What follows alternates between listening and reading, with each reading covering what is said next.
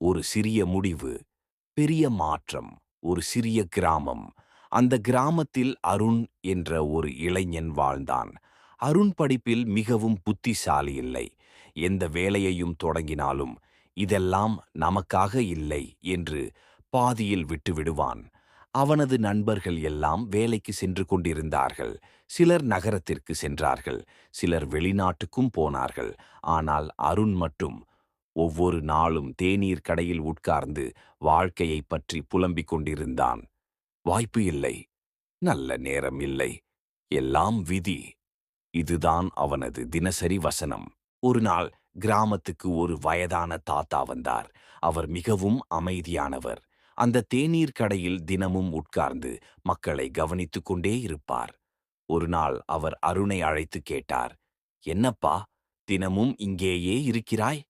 அருண் சிரித்தபடி சொன்னான், வாழ்க்கை சரியில்லை தாத்தா, எனக்கு எதுவும் செட் ஆகவில்லை. தாத்தா மெதுவாக சொன்னார், நீ முயற்சி செய்த கடைசி நாள் எது? அருண் பதில் சொல்ல முடியாமல் மௌனமானான். அடுத்த நாள் காலை தாத்தா அருணை அழைத்து கிராமத்தின் புறத்தில் இருந்த ஒரு மலைக்கு கூட்டிச் சென்றார். அந்த மலையின் மேல் ஒரு பெரிய கல் இருந்தது. தாத்தா சொன்னார், இந்த கல்லை நீ தள்ளி நகர்த்து. அருண் சிரித்தான். இதெல்லாம் முடியாத வேலை தாத்தா. தாத்தா சொன்னார், ஒரு நாள் இல்லை, ஒரே ஒரு முயற்சி மட்டும் செய்.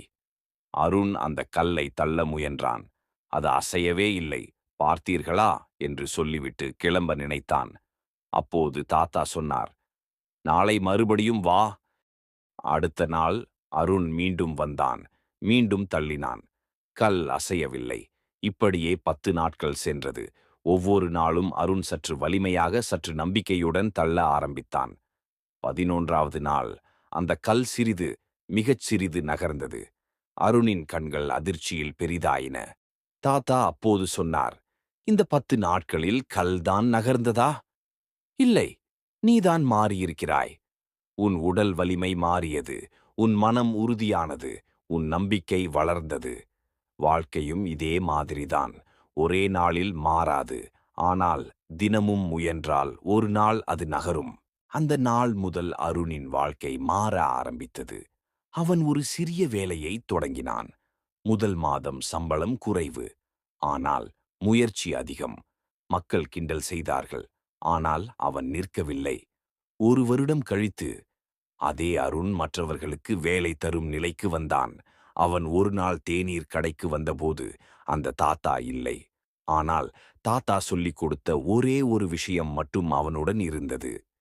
வாழ்க்கையை மாற்ற பெரிய வாய்ப்பு தேவையில்லை, ஒரு சிறிய முயற்சி போதும். கதை பிடித்திருந்தால் சேனலை சப்ஸ்கிரைப் செய்யவும்.